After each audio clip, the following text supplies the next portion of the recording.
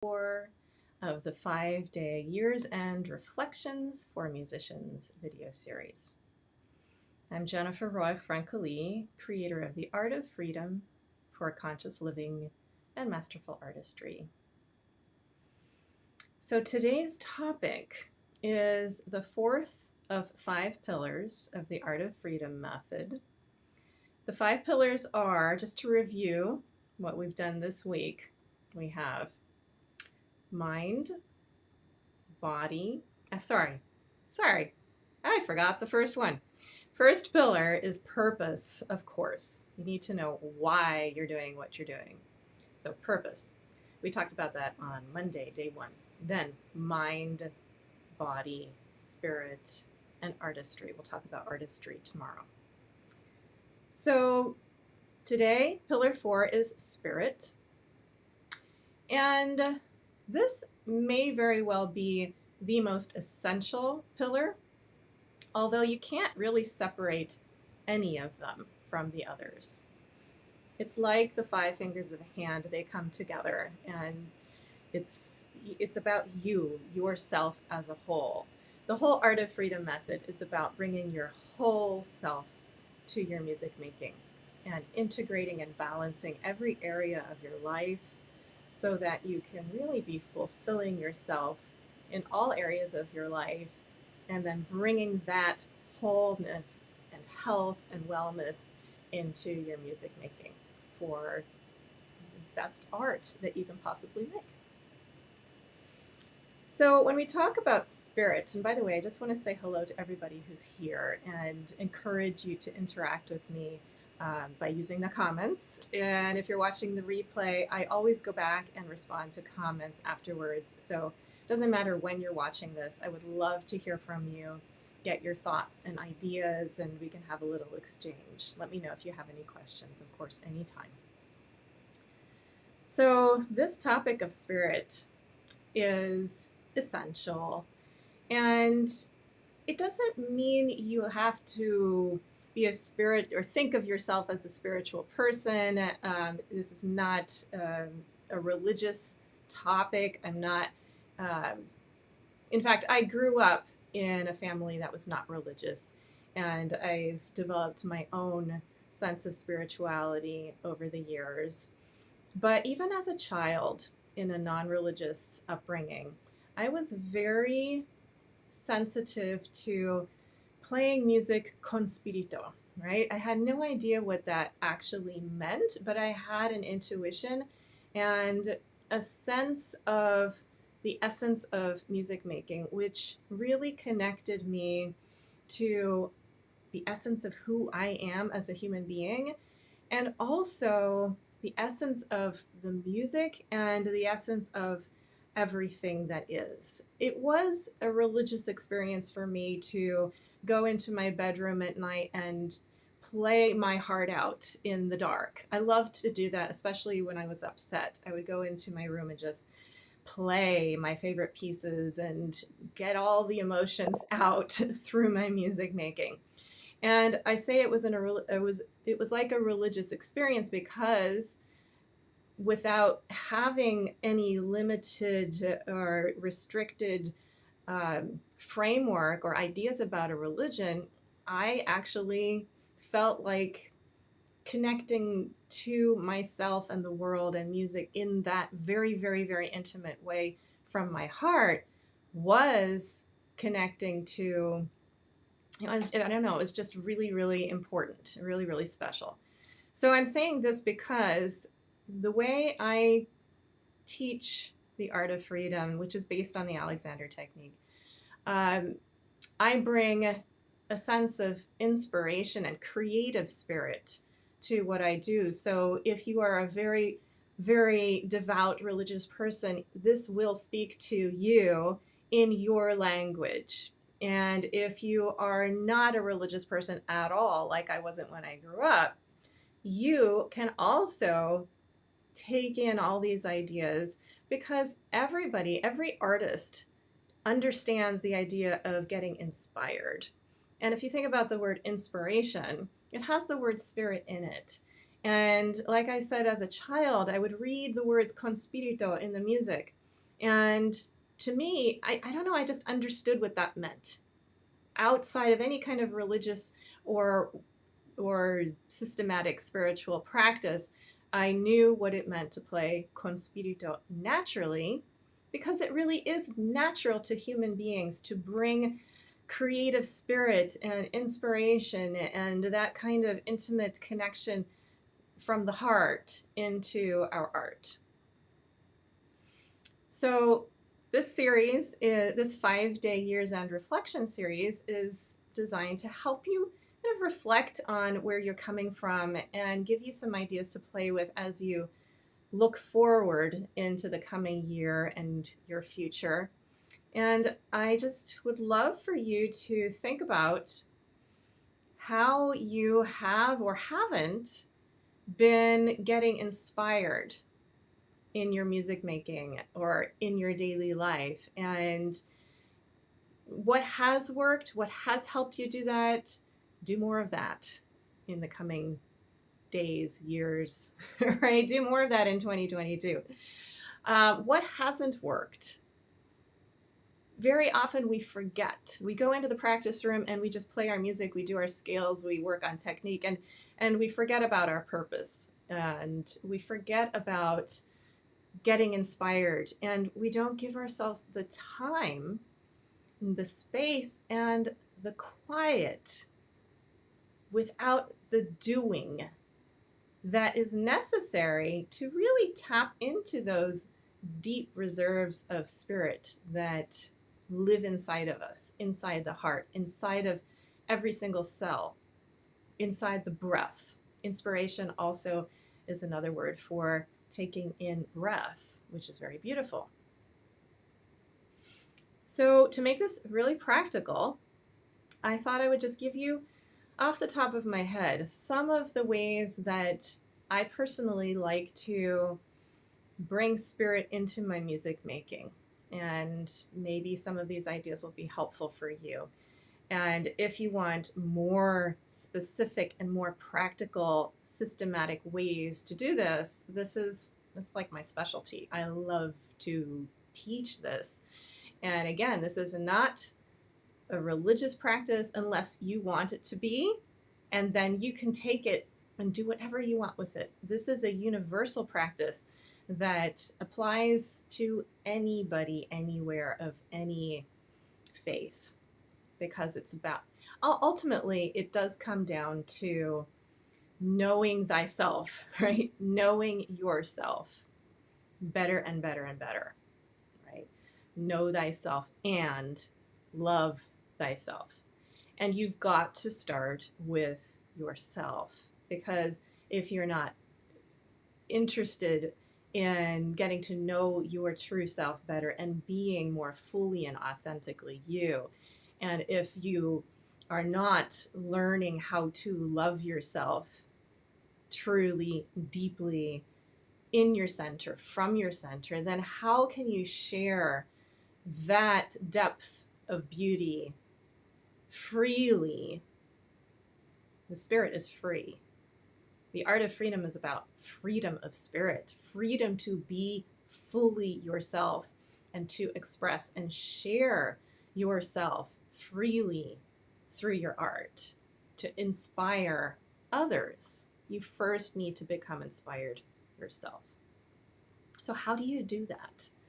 How do you get inspired? How do you tap into that seemingly magical flow that is creative spirit? Where does that come from? Where does that genius, muse come from? How is it that some people seem to tap into that flow effortlessly and others just feel like they hit a block and they're just not able to get inspired or motivated, or they're not able to fully ignite the emotions and share them when they're playing? I believe that, well, there's so many answers to that question, but I want to bring it back to what can be really, really practical. And I think one thing that people forget is that all the answers and all the wisdom are already inside of you. But you need to give yourself the time and the space and the silence. And you need to have the intention to tap into all of that. You can't just run into the practice room and start sawing away and expect things to be inspired.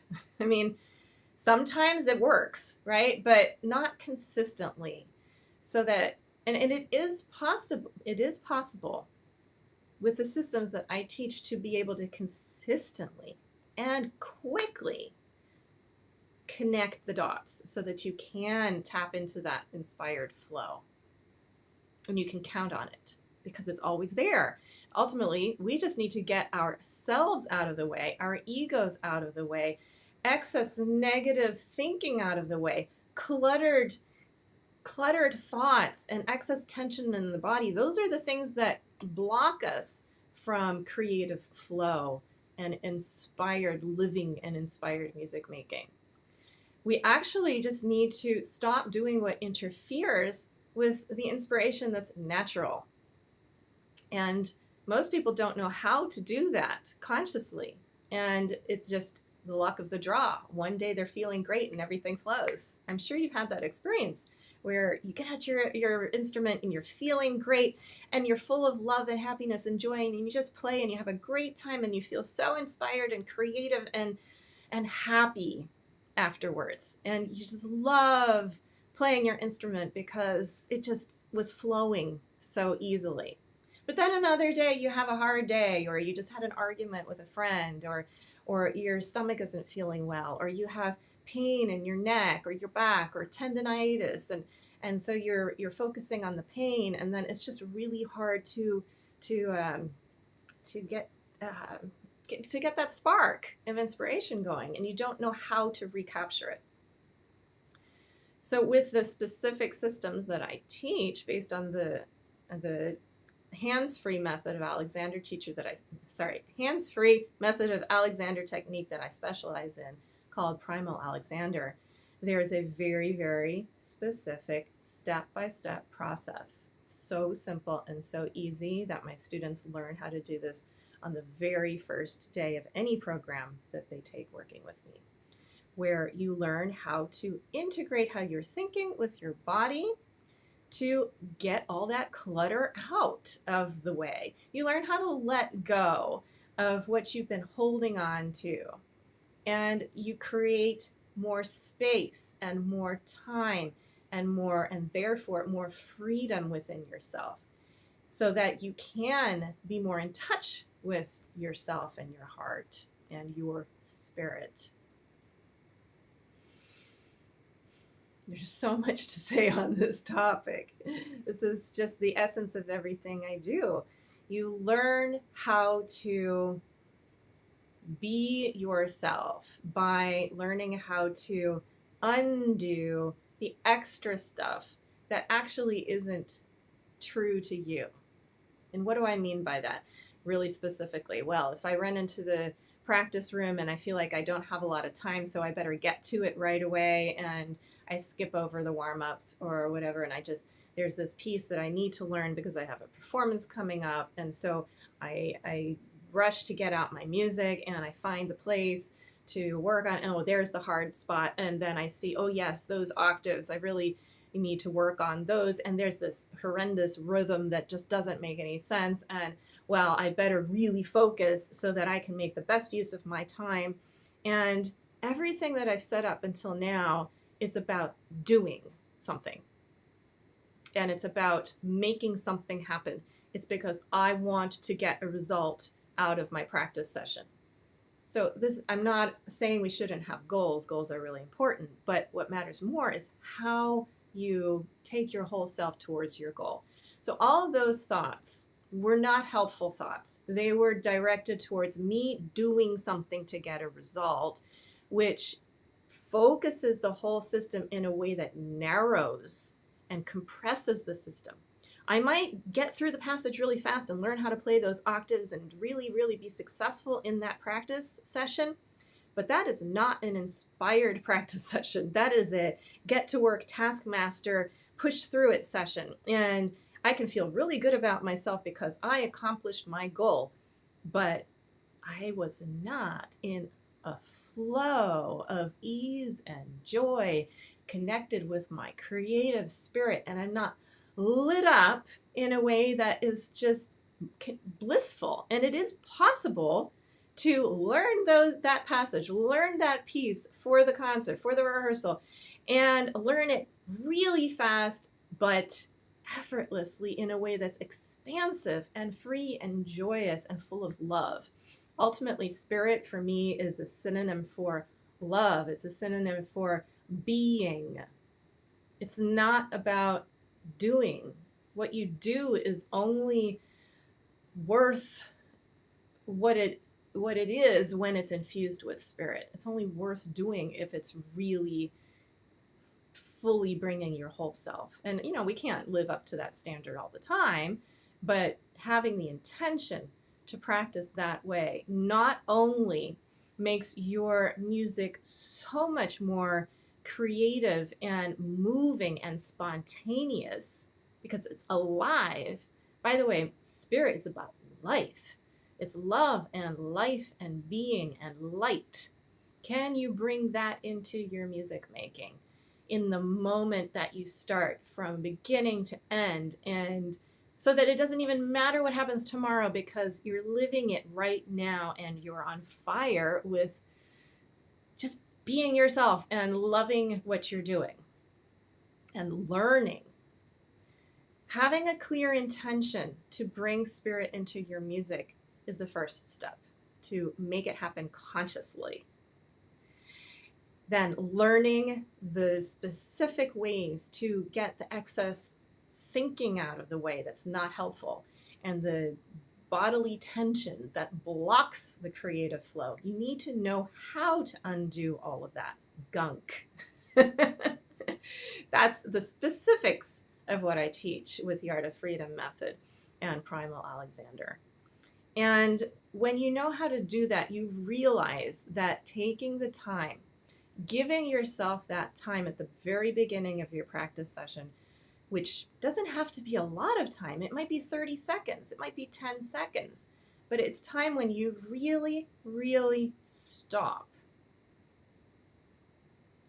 You give yourself a moment to come back to yourself and just be, to be fully present to yourself, with yourself, to the essence and core of your being. You're connecting to your heart. You're practicing this injunction, know thyself. You're practicing that.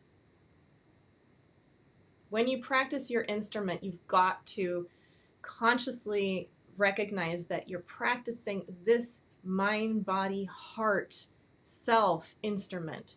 You're getting to know and be yourself so that you can share yourself and express yourself as easily and beautifully and freely as possible through the medium of your musical instrument and the music, the notes itself. You have to come first. Taking care of yourself has to come first. And giving yourself the gift of that time at the beginning of your practice session is some of the best advice that I could possibly give you. To stop, to close out the rest of the world for a moment, whether that means saying a prayer if you're religious, or meditating if you're religious or not religious. We all meditate. That's not a religious thing. You don't even have to think of it as a spiritual thing these days, because we all know that meditating is good for your health, right? It can just be like your doctor told you to meditate.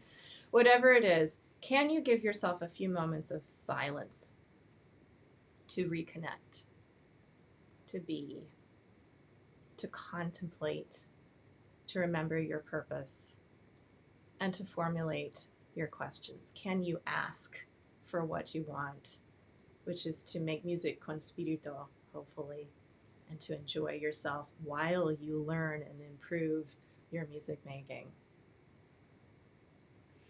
So, if these ideas are useful and interesting to you, and hopefully they have been, I would love to hear about your experience implementing them, and whether just tell me about your reactions in the comments below. And when I'm finished with the video, I will hop over to the comments and respond. And again, if you're watching the replay, please, I love to just hear from you and interact with you whenever the time is. And before I sign off, I just want to remind you that I have a new session of the Musician's Mind Body Breakthrough 6-week program starting in January. Enrollment is now open. We look more in depth at these 5 pillars. Again, the 5 pillars of the Art of Freedom method are purpose, mind, body, spirit, and artistry. Tomorrow's day 5, and I'll be talking about artistry. But in the Musician's Mind Body Breakthrough, I give you all the very, very simple and powerful foundations of the Alexander Technique principles and the practical application so that you know exactly how to do these things for yourself so that you can overcome pain, you can heal from injury much more quickly, you can prevent injury, you can release tension so that your technique dramatically improves because you're able to be more flexible and responsive. You learn how to become less reactive. You can overcome performance anxiety. A lot of my students have performance anxiety and feel like they're not good enough. So whatever you're struggling with now as a musician, the Art of Freedom method has the keys for you to solve these issues. Guaranteed. I always offer a 100% money back guarantee because I know it's a risk for people to try something they've never heard of. And even if you've heard of the Alexander Technique, you might wonder, well, but this is online, this can't be the real thing. I'm telling you, this is the foundations of the real Alexander Technique before Alexander even started using his hands. He had figured it all out, and it's all about your thinking. The hands are totally unnecessary for really learning how to practice the Alexander Technique. And the benefits of not having hands on is that you know 100% for sure how to get the results yourself, because I'm going to teach you exactly what to do every day to experiment with how you're thinking, to make changes in your body, changes in your technique, and everything else that we've talked about. So if you're at all curious about this program and what it could do for you, and if you're a good fit for the program, please send me a message on Facebook or YouTube, or email me at jennifer@artoffreedom.me, and we'll just have a little chat to see if this program would be right for you, and I'll tell you all the details. And hopefully you will step into 2022 with an incredibly amazing experience. It's the people who go through this program just universally are like, this is life-changing. And my music is just completely different in the best way. So it doesn't matter what skill level you're at. Many of my students are actually music educators and performers, but not everyone is. So please don't think it's not for you. Reach out to me and ask, and most likely it is for you. So thank you for watching. I look forward to reading your comments. And oh, actually, I'm seeing here, Mary Loney is here. Hey, I'm so glad that you're dropping in again, Mary. Hopefully this was useful for you. And again, if anybody has questions, drop them into the comments, and I always check on the comments when I'm finished. So wishing you lots of love and lots of inspiration and creative flow in 2022. Experiment with these ideas and let me know how things go for you. Okay? Take care, and I'll be back tomorrow for day 5 of this 5-day Year's End Reflections for Musicians video series. Thanks for being here, and lots of love.